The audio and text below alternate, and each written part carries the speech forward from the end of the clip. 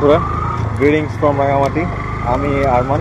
তো আজকে আমরা বের হয়েছি রাঙামাটি বড়দামের উদ্দেশ্যে। এই বৃষ্টির মধ্যে ভাবলাম বাসায় বসে না থেকে একটু ট্যুর দিয়ে আসি, সাথে একটু হালকা পাতলা ভিডিও করে। আমার পূর্বের কোনো অভিজ্ঞতা নেই ব্লগ করার, আজকেই প্রথম বলা চলে। তো হ্যাঁ, আপনাদেরকে দেখানোর জন্যই বের হয়েছি বড়দাম, এবং আমরা বড়দামের উদ্দেশ্যে ট্যুর বলেছি। দেখি ওখানে গিয়ে দেখি একটু টাইম স্লাইড নিব।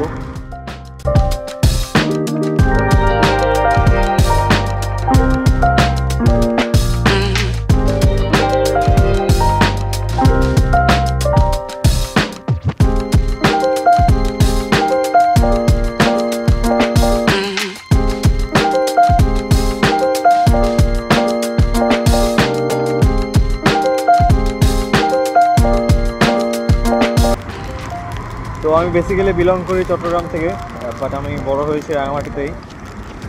এর মধ্যে ঢাকাতেও থাকা হয়েছে, কিন্তু রাঙামাটির টানটা আসলে মানে কী বলবো, ভোলার মতো না। তো ঘুরে ফিরে আবার রাঙামাটিতেই আসা। বিগত 1 বছর যাবৎ রাঙামাটিতে আসি। এখানে ছোটোখাটো একটা চাকরি করি। কী করি সেটা বলবো না, কারণ আমার প্রফেশনটা আমি নিজেও পছন্দ করি না তেমন একটা। এটুকু বলতে পারি যে আমি সেলসে জব করি। আপনারা যারা সেলসে জব করেন তারা হয়তো বলতেই পারেন যে সেলসে জব করা করতে খুব টাফ এবং চ্যালেঞ্জিং হতে পারে। মূলত চ্যালেঞ্জিং বিধায় আমি চাকরিটাতে জয়েন করেছি। আর আমার একটু চ্যালেঞ্জিং ব্যবসা পছন্দ, সব ক্ষেত্রে না। সামনে একটি ব্রিজ আছে ছোটো, যদিও ছোটো কিন্তু দেখতে অনেক সুন্দর, ভিউটা অনেক ভালো। যদিও বৃষ্টির মাত্রাটা অনেকটাই কম, কিন্তু খারাপ না বলা যায়। আপনারা অনেকে হয়তো চট্টগ্রামের ভাষা বুঝতে পারেন, আবার অনেকে হয়তো বলতেও পারেন। এখানে একটু থামা লাগবে। আপনারা দেখতেই পাচ্ছেন বৃষ্টির পরিমাণটা অনেক বেড়ে গেছে। পরিমাণ বলে না মাত্রা বলে ঠিক জানি না, পরিমাণই বলে। মাত্রাও বলতে শুনেছি অনেক জায়গায়। এটাকে পাহাড়ি রাস্তা, উঁচু নিচু, যার কারণে এক জায়গাতে হয়তো দেখা যাচ্ছে বৃষ্টি হচ্ছে, আবার আরেক জায়গাতে দেখা যাচ্ছে বৃষ্টি হচ্ছে না। আসলে পাহাড়ি অঞ্চলের বা পাহাড়ি রাস্তার মানে ক্যারেক্টারিস্টিকটাই এরকম যে অনেক সময় বৃষ্টি হয়, আবার অনেক জায়গাতে বৃষ্টি হয় না। কারণ এখানে মেঘের স্তরটা অনেকটা উঁচু নিচু অবস্থা থাকে। আপনাদেরকে আমি দেখাবো সামনে গিয়ে। সেসব জায়গাতে একটু রিস্ক থাকে, যেমন ধরেন বজ্রপাতের রিস্কটা অনেক বেশি।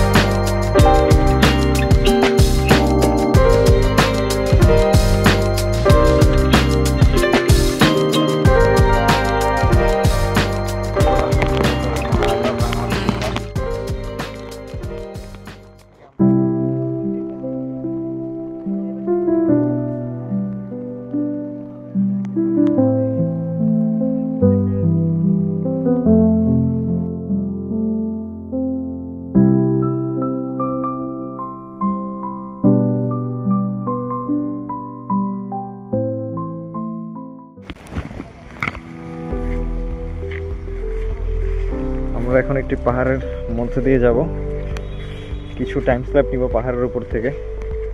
এখান থেকে মেঘের ভিউটা খুব সুন্দর আসে। রিস্ক নিয়ে যাওয়া লাগতেছে, দেখতেই পাচ্ছেন। এখান থেকে যদি পড়ি তো থাকবে না। আমি নিজে এখন পড়তাম নিচে, ভিডিও করার চক্করে নিজে এখন ভিডিও হয়ে যেতাম। শেষে এসে পড়লাম সে পাহাড়ের চূড়ায়, কিন্তু এখানে এসে দেখি যে জায়গাটা থেকে ভিডিও করব বা টাইম স্ল্যাপ নিব সেখানকার অবস্থা তেমন একটা ভালো না। আর গাছগাছালিতে অনেকটুকু ভরে গিয়েছে, তাই ব্যাক করা লাগতেছে এখন। যদিও জায়গাটা একটু মাত্র অতিরিক্ত রিস্কি, এতটুকু রিস্ক নিলে আসলে ভিউগুলো উপভোগ করা যেত না।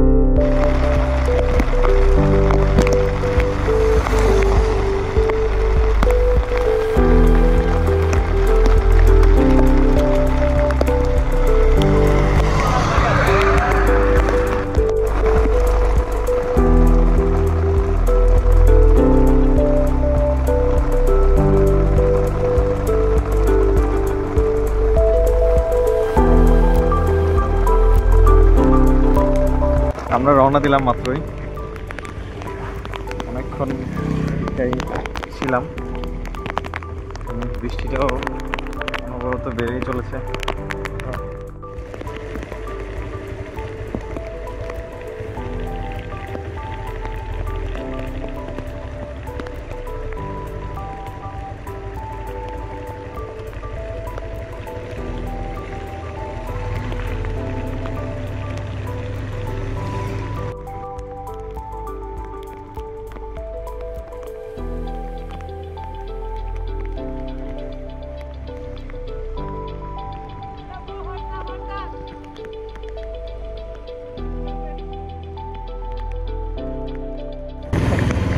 তো সামনে দিয়ে আমাদের এক বন্ধু গেল এখন এইমাত্র, সে হাই বলে গেল আমাদেরকে।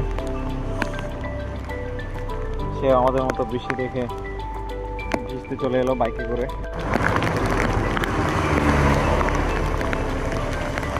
আমরা রাঙামাটির অনেকটাই কাছাকাছি চলে এসেছি, বৃষ্টিটাও অতিরিক্ত বেড়ে গিয়েছে, যার কারণে ফোনটা ধরে রাখতে আর ভিডিও করতে অনেকটা মানে দুটো সামাল দিতে কষ্ট হয়ে যাচ্ছে।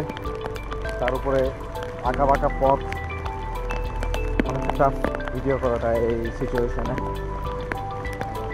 দেখি কতটুকু করা যায়, আর একটা দুটো বোধহয় শর্ট নিব সামনে থেকে, তারপরে অফ করে দিতে হবে, কারণ অবস্থা অনেকটাই বেগতিক। বৃষ্টির ফোঁটাগুলো গায়ে পড়ছে, লাগতেছে বরফ পড়তেছে, আর অনেকটা বড় বড় পানির ফোঁটাগুলো।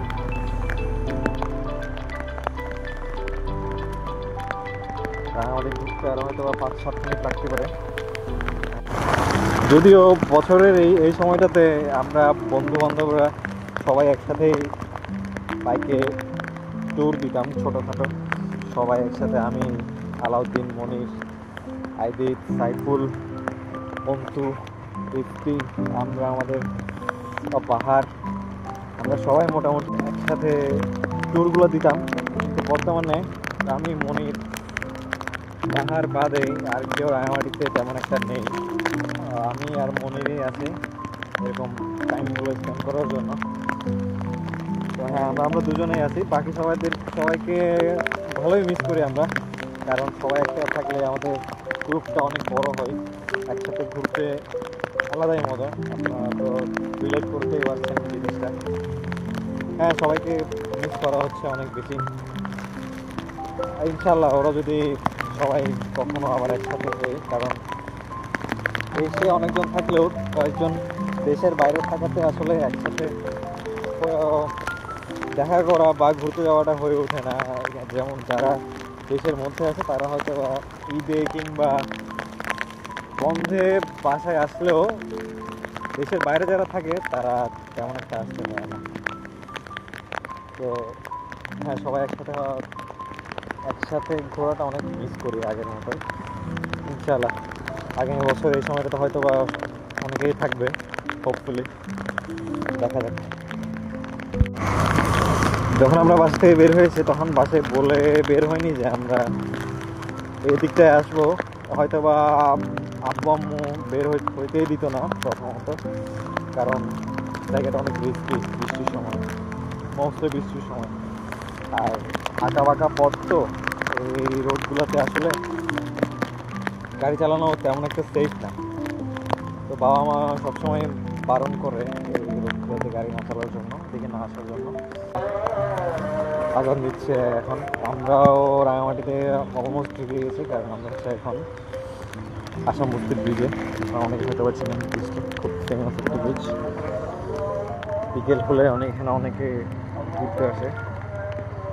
যদি আমার ক্যামেরাটা তেমন একটা ক্লিয়ার না, কারণ আমি ফোনটা একটা ওয়াটারপ্রুফ ব্যাগের মধ্যে নিয়েছি যেন ফোন ভিজে না যায়।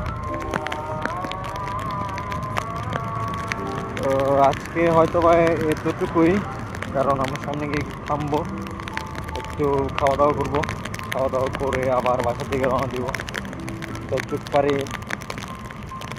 সেফলি বাসায় যেতে হবে, কারণ রোডের অবস্থা তেমন একটা ভালো না। মানুষ বের হচ্ছে বৃষ্টিতে ভেজার জন্য, অনেকেই বৃষ্টিতে খুব উপভোগ করে ভিজতে। আশা করি আজকে এতটুকুই। আমি আপনাদের কাছ থেকে বিদায় নিচ্ছি, আমি আর মনির। ভবিষ্যতে যদি কখনো এরকম ব্লগ করে থাকি তাহলে অবশ্যই শেয়ার করব। এটাও কি শেয়ার করব কি করব না আদৌ আমি জানি না, চেষ্টা করব এডিট করে যতটুকু রাখা যায় ততটুকু রেখে আপলোড করার জন্য। ওকে, আল্লাহ হাফেজ।